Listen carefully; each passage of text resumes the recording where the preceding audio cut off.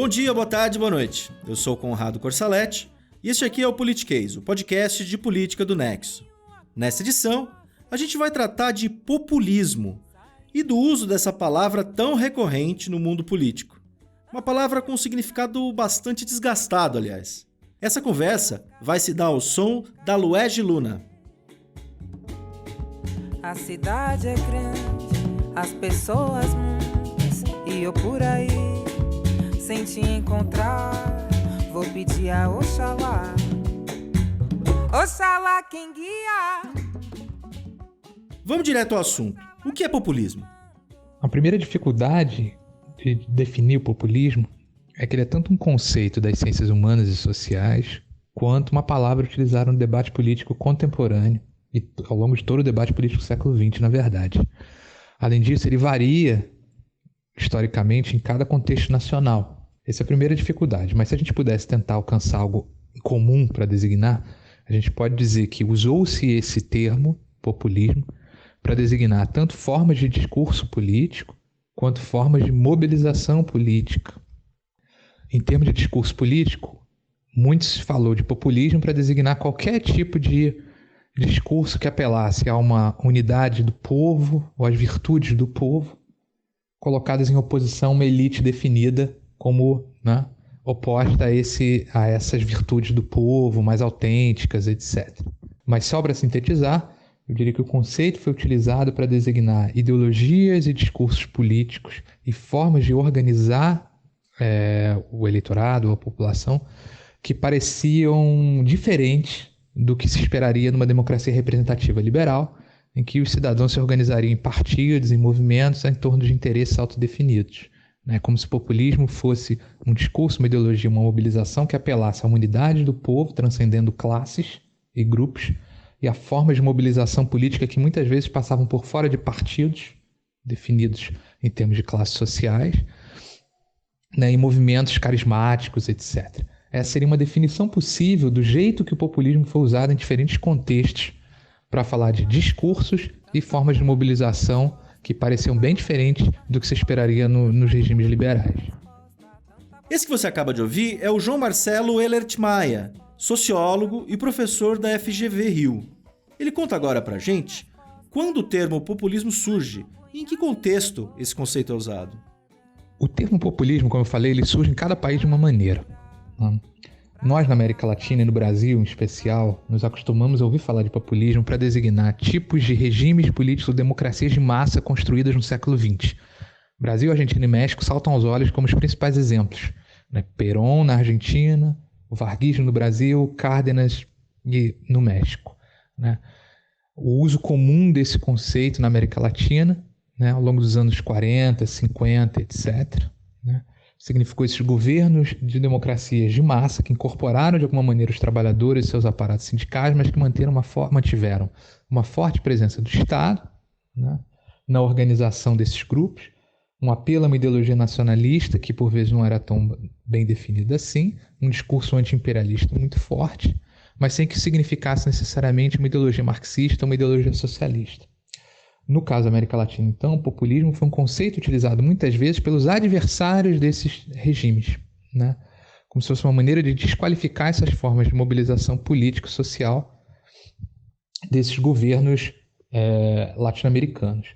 Se a gente olha para os Estados Unidos, populismo significou outra coisa no discurso político deles. Foi utilizado principalmente no final do século XIX, relacionado muito ao People's Party, para designar exatamente uma ideologia, digamos assim, agrarista, valorizando o pequeno proprietário agrário, colocando ele em oposição às elites financistas do Nordeste dos Estados Unidos.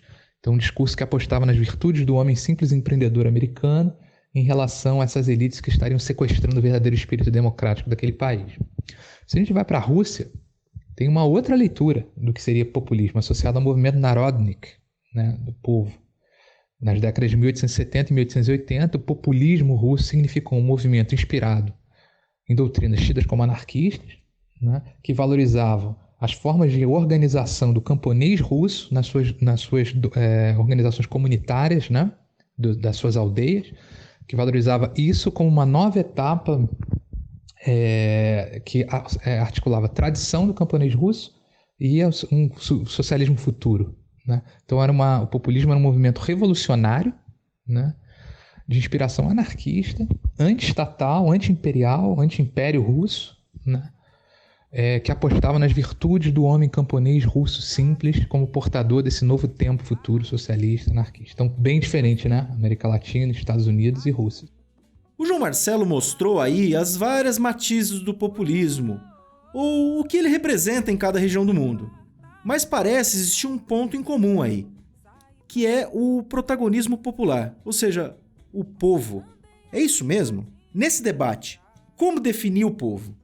A definição de povo em cada uma dessas formas de discurso populista pode variar enormemente, né? Em comum, talvez tenha uma definição relacional, né? Povo é definido em relação ao que não seria o povo, seria a elite. Tá? Seria, no caso latino-americano, por exemplo, as elites definidas enquanto os latifundiários, as elites imperialistas, os setores financeiros, etc. No caso americano, que eu expliquei, as elites nordeste dos Estados Unidos, né, já bem estabelecidas, das grandes metrópoles, estrangeiradas de alguma maneira. No caso russo, por exemplo, né, as elites do império, os homens refinados dos salões russos, que eram vistos como muito afrancesados.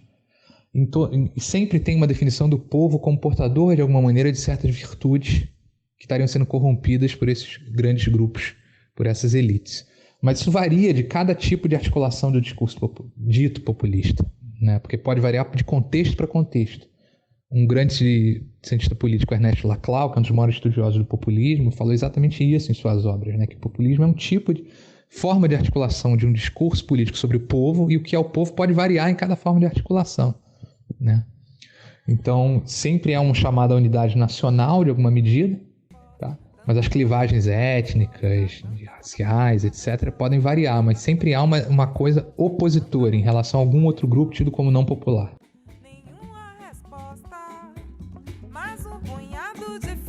Sagradas pra me curar, pra me afastar de todo mal. Oh, para raio, bete branca, aça peixe, abre caminho, batuí, para raio. A gente falou também com o João Marcelo sobre o uso do termo. Quem costuma usar o populismo no debate atual? São mesmo apenas políticos atacando seus adversários?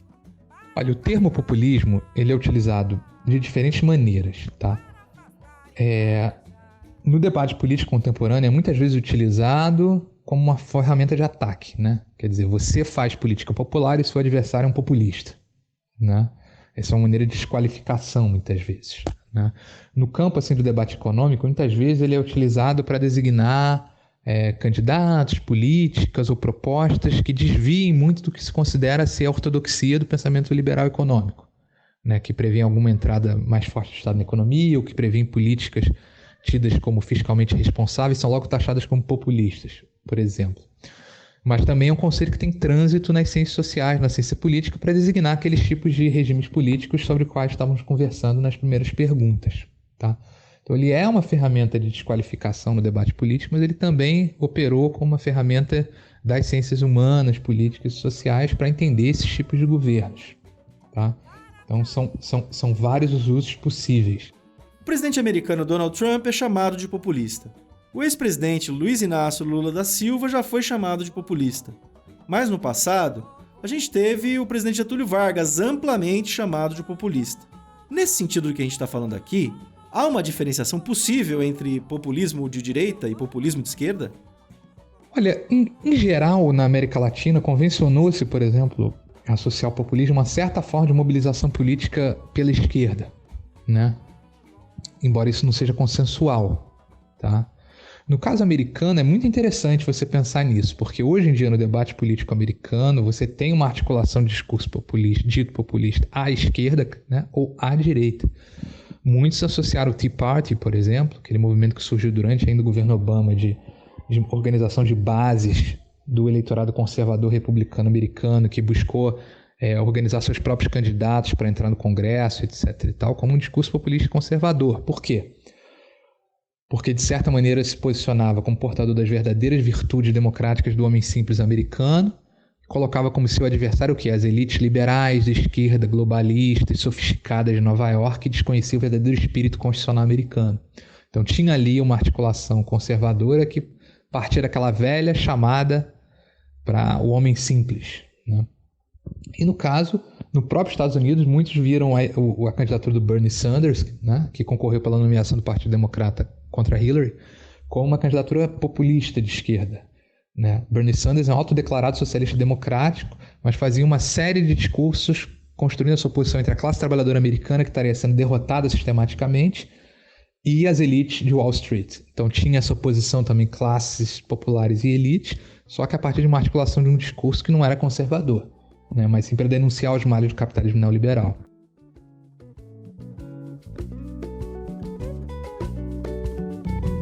Me lanço feito um kamikaze.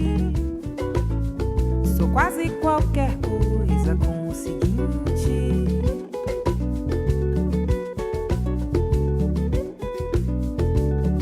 sou dona de um peito persistente.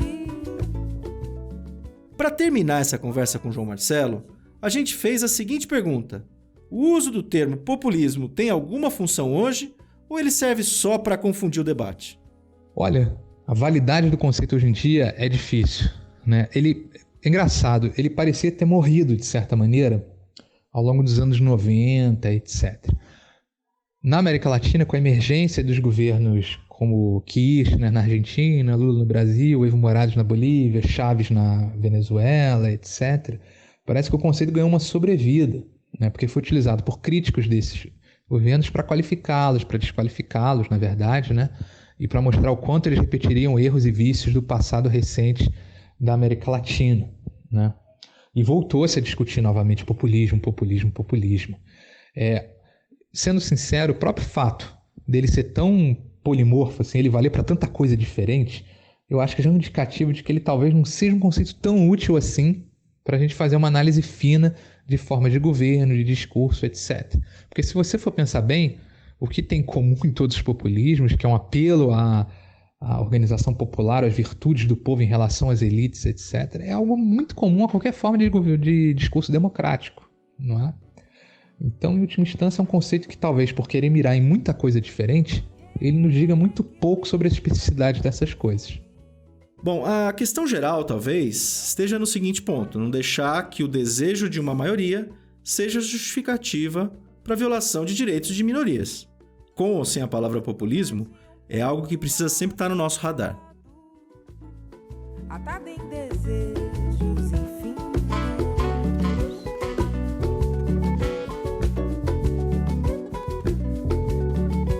motor de pernas e braços, corro devagar, porque meu tempo é outro. Muito bem, vamos agora para a nossa dica de livro de política da semana. E quem dá a dica é a Luciana Coelho, que comanda a editoria de assuntos internacionais do jornal Folha de São Paulo. Vai lá, Luciana. Eu vou sugerir a leitura de um livro que é sobre política americana, mas tem vários pontos de contato com o momento atual da política brasileira, sobretudo em ano eleitoral.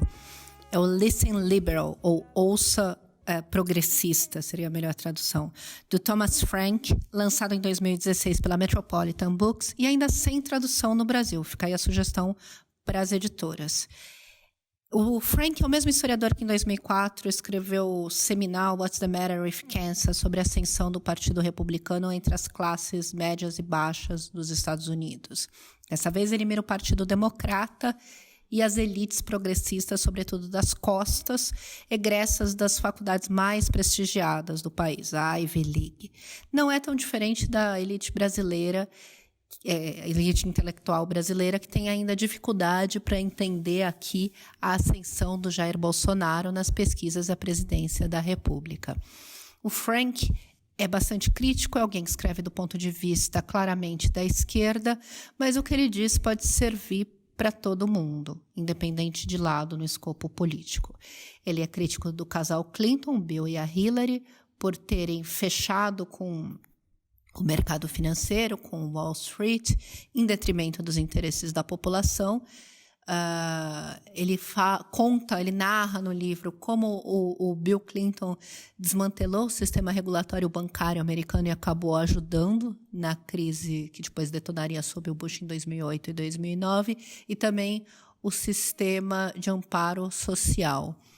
Ele aponta as falhas em ouvir a população e a arrogância com que essa elite trata aqueles menos escolarizados. E fala também do Barack Obama, como o Obama, no seu tom messiânico, vendeu um discurso muito atraente, do qual pouco foi posto em prática. Frank não guarda nenhum elogio para ninguém, muito menos para o Partido Republicano. Mas talvez o mais interessante seja o que ele diz sobre as elites criativas, que são, no ponto de vista dele, os novos detentores dos meios.